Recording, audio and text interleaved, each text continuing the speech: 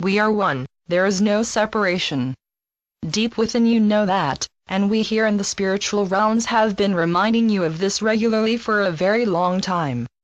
Modern physics knows it, but does not wish to state it quite so simply because it would appear to show that physicists have discovered the existence of God and must therefore become believers. That is something the vast majority of them are not yet ready to admit to. The evidence is clear, very clear, but these physicists are focusing on far more important issues. They are still seeking the smallest and most basic particles in the universe via the Large Hadron Collider in Geneva, and yet reality is infinitely vast. Meanwhile their spiritual thoughts are kept private and, if possible, left undisturbed. However, the human collective is way ahead of the game here, because so many books, articles, and documentaries have shown irrefutably that humans are far more than chemical reactions and electromagnetic impulses in the brain. The reality of spirit has been demonstrated again and again, and only those who have chosen to remain in denial of the truth of this refuse to admit it. Denial is used because this truth is terrifying for many, and it enables them to dismiss the possibility of spirit as wishful thinking by those who are afraid of death, while themselves maintaining an air of nonchalance about the shocking brevity and seeming lack of meaning of an individual human life. But of course life is never ending, it is eternal, as you well know, and the illusory state of existence you experience as humans on Earth is but a brief dream or nightmare from which you are shortly to awaken. Signs of humanity's awakening are evident all across the world as love, shelter, food, and resettling assistance is offered again and again to immigrants fleeing repressive regimes and war zones. Yes, humanity is most definitely very close to awakening, and nothing and no one can prevent it from happening. You, the light holders and light workers who read this and other channeled messages from the spiritual realms, absolutely know this and are doing essential work in bringing it about. And that work is simply your constant intent to be loving in every moment of your lives. The flood of love that you are creating and extending is, like reality, vast. When doubts arise for you as a result, for instance, of mainstream news reports of the intolerable suffering of so many due to war and other man-made atrocities, or due to extreme weather, fire, earthquakes or volcanic activity, remind yourselves of the work you are doing and of its inevitable success. Then, once more, strengthen your intent to send love to all those on your lovely planet who are in need and who are suffering, because that is the most powerful and effective thing you can do, and it is most powerful because it is the will of God being put into practice by all of you. As I said above, all are one. Therefore helping another is helping yourself.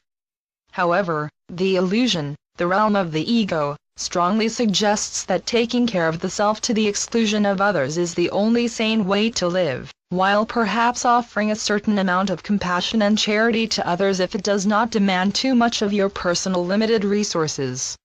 The reasoning behind that attitude, apart from a strong belief in the reality of the illusion, is the fear of scarcity, that is separation, and the ensuing lack of love experienced in that state.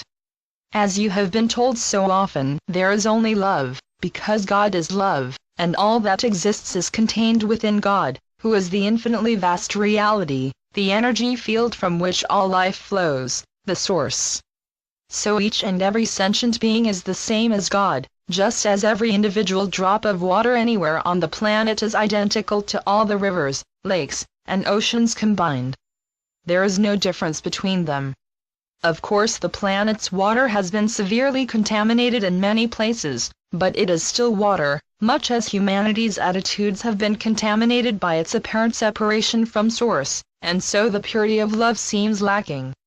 As guardians of planet Earth, humanity is responsible for cleaning up the damage it has caused and restoring it to its natural state. More and more of you are becoming aware of this grave responsibility and are taking steps to do so. That is love in action. Love, your natural state, cannot be contained, but it has been hidden or denied and then forgotten, because of your choice to experience separation from God and therefore from one another. When love is absent, great fear arises and peace is impossible between either individuals or nations.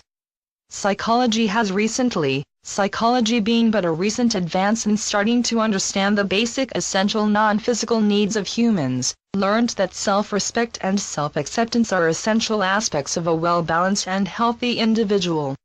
In other words, to love oneself is essential for good health.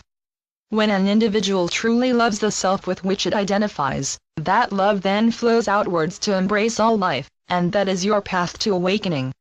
Psychology is really only following along behind the ongoing human awakening process and observing its effects. Yes, it can be very helpful to those trapped in fear, loathing, and self-hatred, helping them to see that those deeply ingrained beliefs are utterly unwarranted, and by then assisting them to open themselves to the fact that they deserve and are entitled to love. However, it is due to the ever-increasing intensity of the power of the tsunami of love that your work is causing that is bringing humanity rapidly forward to its most gloriously anticipated moment of awakening.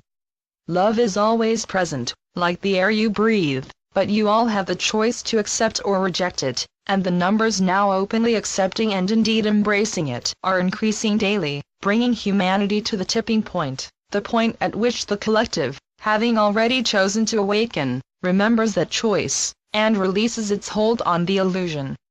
It is rather as though someone who is drowning, because they are holding on to some heavy artifact they dearly value and have carried with them from a sinking ship, suddenly lets go of it because they can no longer breathe, and, released from their burden, rockets to the surface and fills their lungs with desperately needed air.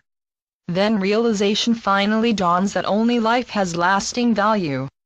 Rejoice therefore in the knowledge that the life force that powers your human vehicles is love, that it is indeed eternal, and that it can never be snuffed out.